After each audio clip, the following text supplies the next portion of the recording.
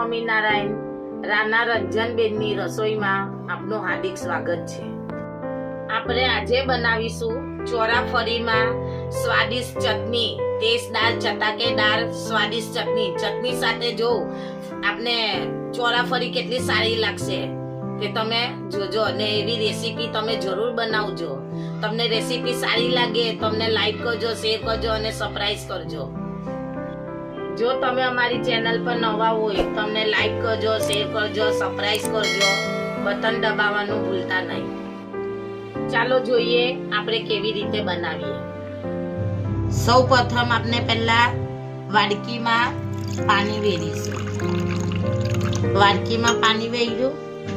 હવે આપણે આ સોડા નાખીશું, ખાવાનો સોડા પાણીમાં. હવે આપણે મીઠું નાખીશું આટલું, ને હવે એને હલાવી નાખશું. હવે આપણું આ મિશ્રણ તૈયાર થઈ ગયું.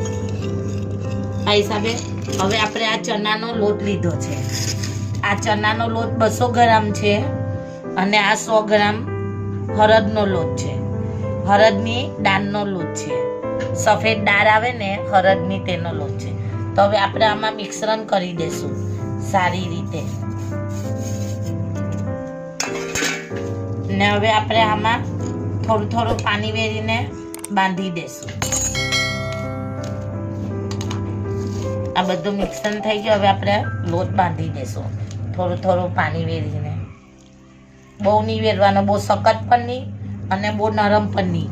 મીડિયમ લોટ હોય ને એ હિસાબનું બાંધવાનું આપણે.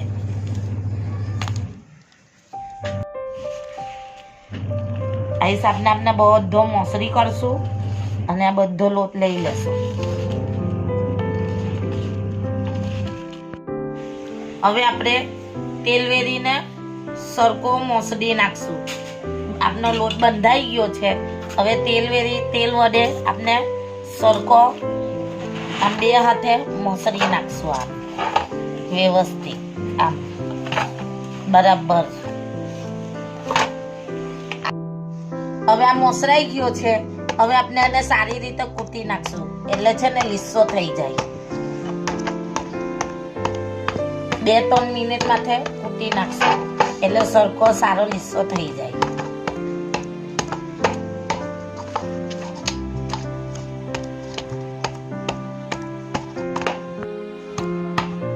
આપણે આ હિસાબના સારી રીતે કૂટી કરવાનું. જો કેવો લીસો થઈ ગયો કૂટતો એટલે હવે આપણે છે ને તે જોવો કેટલો લીસો થઈ ગયો. હવે આપણે છે ને પાટલે વણીને ચોરાફળી બનાવીને તળી નાખશું.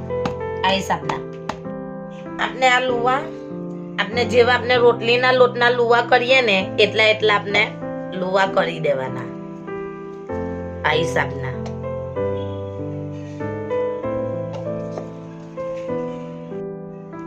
આપણે આ હિસાબના બધી વણી નાખશું ને પછી એક થાળીમાં મૂકી દેશું. આવી આપણે આ હિસાબના એક લુવો કરીને વણી નાખશું સારી રીતે.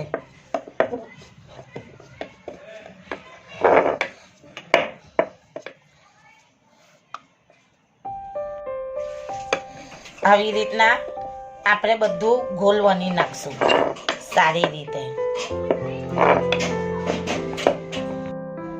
આ બધા વણાઈ ગયા છે આપણે ચોરાફળી. હવે આપણે આને કાપીને તરી કરશું. આ હિસાબે વણીને તૈયાર કરી દેવાની. પછી તરવાના ટાઈમ પર કાપીને કટ મારીને તરી કરવાની. હવે આપણે આને કાપા પાડી દેશું અને તરવા મૂકી દેશું. આ હિસાબના બધા કાપા પાડી દેવાના. હિસાબના બધા તળવા મૂકી દેશું.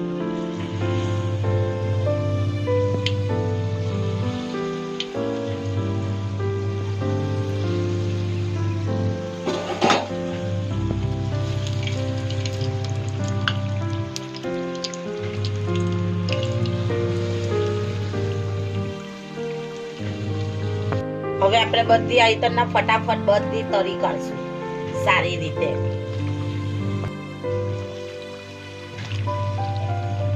આપણે આવી રીતના બધું ફટાફટ તરી કરશું, એકદમ બાર જેવી અસલ આવી રીતના સારી રીતે તરી કરવાના. આવી રીતના સારી રીતે આપણે બધી તરી કરશું.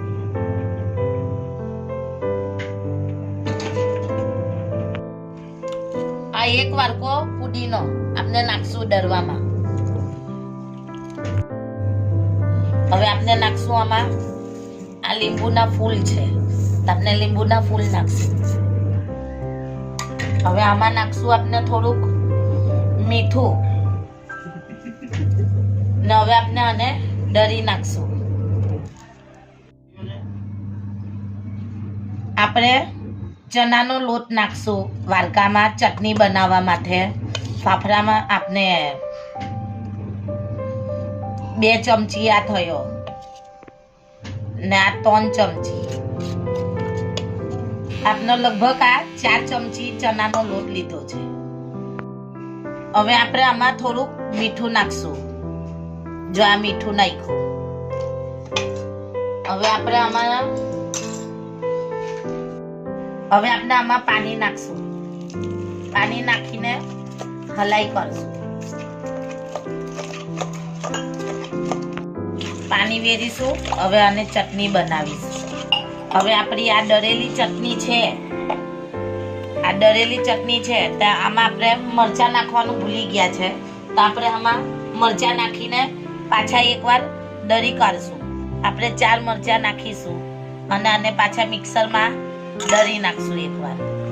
મરચાં અને આ ચટણીમાં આપણે આદું નાખ્યું, મરચાં નાખ્યા, કોથમીર નાખી અને ફુદીનો નાખ્યો, મીઠું નાખ્યું, ખાટા લીંબુના ફૂલ નાખ્યા અને એ બધું નાખીને આપણે ડરી કાઢ્યું. હવે આપણે આની અંદર નાખી દેશું ચણાના લોટમાં.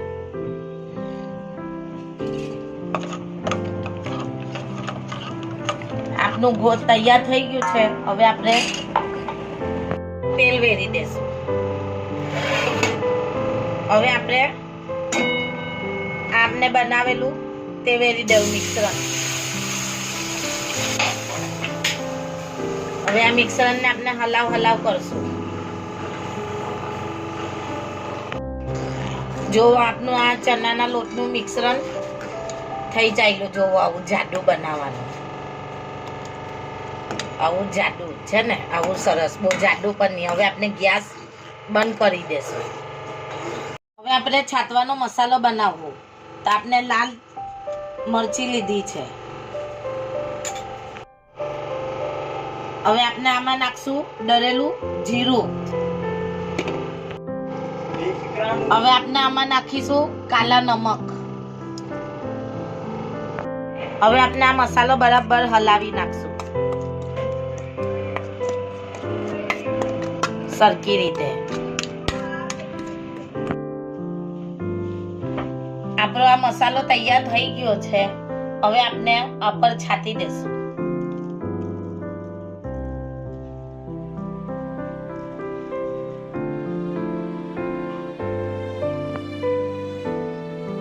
જો આપણા ચોરાફળી તૈયાર થઈ ગયા છે. જોવો કેવા સરસ થયા છે ને કેવા ક્રિસ્પી છે. જોવો